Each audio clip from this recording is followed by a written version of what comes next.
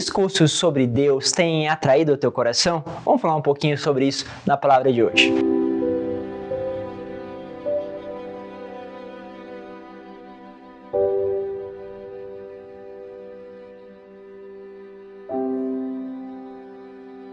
Em nome do Pai, do Filho e do Espírito Santo.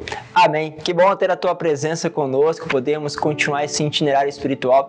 Vocês estão vendo aí que tem um cenário diferente, sim. Eu mudei de missão, saí lá de São Roque, vim agora para o centro de São Paulo, mais especificamente aqui na Fraternidade Cenáculo, na Vanhandava, mas também estou agora celebrando na nossa igreja no centro. Então, se você ainda não conhece, vai lá todos os dias, 6 horas da tarde, estou celebrando, depois atendo confissão e vai ser uma alegria poder também te receber na igreja. Bom, quero pegar hoje com vocês a palavra que está no livro de Esther, no capítulo 4, do 17 ao seguinte, diz assim: Naqueles dias, a rainha Esther, temendo o perigo de morte que se aproximava, buscou refúgio no Senhor. Prostrou-se por terra desde a manhã até o anoitecer, juntamente com as suas servas, e disse: Deus de Abraão, Deus de Isaque, Deus de Jacó, tu és bendito, vem ao meu socorro, pois eu estou só e não tenho outro defensor fora de ti, Senhor.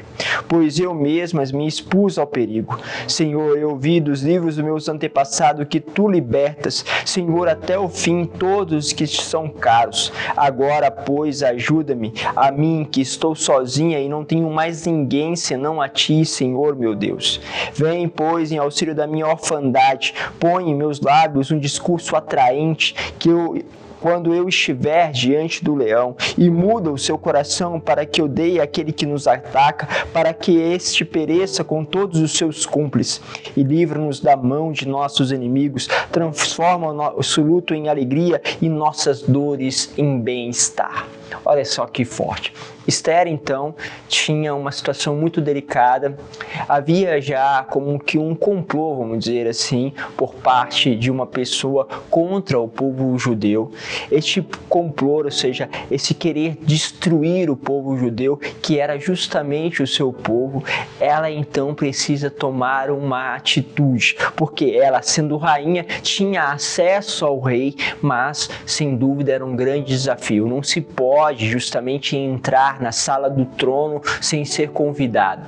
Assim, Esther, ela tinha que passar por esse desafio, ou seja, entrar na sala do trono sem ser convidada, porque à medida que você entra nessa sala e o rei, então, não te dá autorização para falar, você tem uma sentença de morte. Ou seja, ela precisava passar por tudo isso. Então, o que ela faz? Desde manhã até a noite, junto com as suas servas, vai clamando ao Senhor. Quantas vezes nós precisamos clamar a Deus, pedir a Ele que possa intervir? Quantas vezes, como Esther, nós nos sentimos sozinhos diante de um desafio, o desafio lá da tua casa, o desafio do teu trabalho? Quantas vezes você se sente sozinho, aonde você tem que tomar uma decisão? E toda decisão, de um certo modo, ela é solitária, principalmente quando você detém uma certa autoridade, ou seja, eu tenho autoridade sobre a minha vida, então eu tenho que decidir o que eu preciso fazer, o que eu quero fazer, e aí tomar justamente os caminhos. Ela ora então para tudo isso, prostra-se diante do Senhor, clama ao Senhor, e é interessante que ela diz assim: eu peço-vos que possa colocar um discurso atraente nos meus lábios. E aqui há uma coisa interessante, que primeiro tem todo um caminho de conquista. Precisamos conquistar os outros. E isso é tão interessante porque muitas vezes a gente quer entrar ferro e fogo na vida das pessoas e queremos que elas se convertam a uma verdade. Mas nós precisamos colocar um discurso atraente. Ah, padre, então eu vou falar de coisas assim, colocar o mundo dentro do meu... Não é isso. Não precisamos dessas coisas. Nós precisamos falar daquilo que é verdade. E convenhamos, Deus é belo. é maravilhoso. Deus é em si a beleza. Então, o que nós fazemos? Nós entramos com um discurso justamente atraente para depois falarmos daquilo que é o caminho. E o Senhor faz isso conosco, porque nós vamos no encontro, nós vemos Deus que nos toca, Deus que nos cura, Deus que nos dá um novo direcionamento, uma nova luz, Ele que retira de nós o peso, nós sentimos envolvido pelo amor dEle, pela graça dEle. Sim, Ele faz isso conosco, Ele nos encanta, Ele nos seduz, como diz também os profetas, ou seja, Tu me seduziste, Senhor, e eu me deixei seduzir, Tu fostes mais forte do que eu. Então o Senhor, Ele seduz. E depois que Ele seduz, Ele vai te pedindo passos, mas a vida tem essa lógica.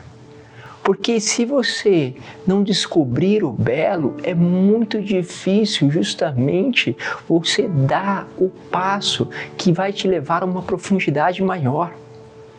Por isso sim, nós devemos caminhar com passos largos para uma vida radical, uma vida justamente de resposta a Deus. Mas primeiro, precisamos, cada um de nós, ter a certeza deste belo que nos envolve e que nos encanta.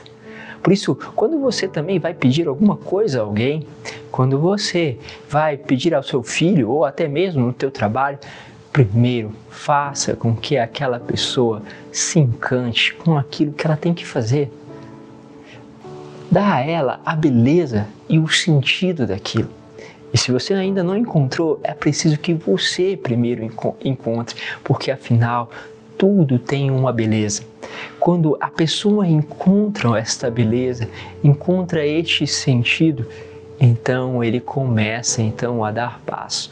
Nos nossos trabalhos aqui, ouvindo tantos irmãos, tantos colaboradores que nos ajudam nas mais variadas frentes, o que nós ouvimos? Vemos uma beleza de uma vida, por exemplo, de um adolescente, de um jovem sendo restaurado. E é esta beleza que faz você se encantar para muitas vezes ter que ali ouvir palavras, porque como eles estão no processo de conversão, processo justamente de reeducação, muitas vezes são agressivos com palavras, às vezes respondem mal, às vezes não dão os frutos que você espera e todo aquele teu esforço. Mas se você encontra sempre com a beleza daquele sorriso, daquela pessoa transformada, de uma família modificada, se você tem sempre diante do teu olhar esta beleza, isso te encanta para justamente se oferecer mais.